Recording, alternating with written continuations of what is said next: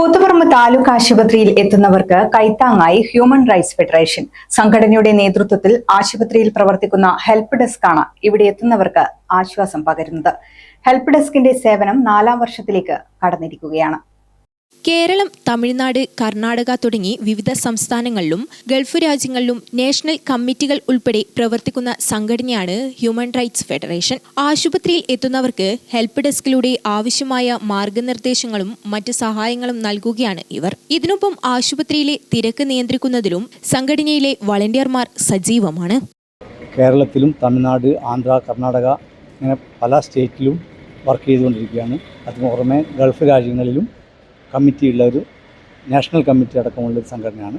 ആ സംഘടനയുടെ ഭാഗമായി കണ്ണൂർ ജില്ലാ കമ്മിറ്റി കൂത്തുപറമ്പ് താലൂക്ക് ആശുപത്രിയിൽ ഒരു ഹെൽപ്പ് ഡെസ്ക് ആരംഭിച്ചിട്ട് 4 വർഷം തികയാണ്.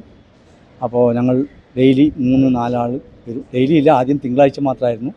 ഇപ്പോൾ ഇനി ഡെയിലി ആക്കാൻ വേണ്ടി നമ്മൾ സംസ്ഥാന സമ്മേളനം ഇവിടെ കൂത്തുപറമ്പ് വെച്ച് നടത്തുകയാണ്. അതിൻ്റെ ഭാഗമായി ഞങ്ങൾ ഇനി ഡെയിലി ഈ 2 ആളെ ഇവിടെ പോസ്റ്റ് ചെയ്യാൻ വേണ്ടി തീരുമാനിക്കുന്നുണ്ട്. അപ്പോൾ ഞങ്ങളിവിടെ വരുന്ന രോഗികൾക്കുള്ള എല്ലാ സഹായങ്ങളും ചെയ്തു കൊടുക്കുന്നുണ്ട്.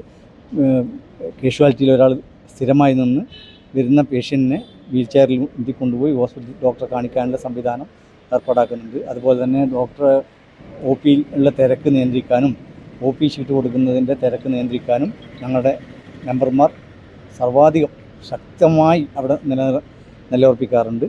രാവിലെ 8 മണി മുതൽ ഉച്ചയ്ക്ക് 2 മണി വരെയാണ് ഹെൽപ്പ് ഡെസ്കിന്റെ പ്രവർത്തനം. തിങ്കളാഴ്ചകളിൽ മാത്രമുള്ള ഹെൽപ്പ് ഡെസ്കിന്റെ പ്രവർത്തനം ഇനി മുഴുവൻ ദിവസങ്ങളിലേക്കും വ്യാപിപ്പിക്കാനുള്ള ഒരുക്കത്തിലാണ് ഇവർ.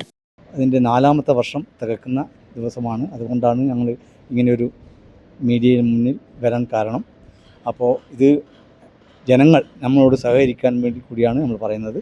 എന്ത് സഹായം വേണമെങ്കിലും ഹ്യൂമൻ റൈറ്റ്സ് ഫെഡറേഷൻ്റെ കണ്ണൂർ ജില്ലാ കമ്മിറ്റി സജ്ജമാണ്. സേവന പ്രവർത്തനത്തിന്റെ 4ാം വർഷത്തിലേക്ക് കടക്കുമ്പോൾ കൂടുതൽ പേരിലേക്ക് സഹായം എത്തിക്കാനാകുമെന്ന പ്രതീക്ഷയിലാണ് human rights federation. Gramika news, Koothuparamba.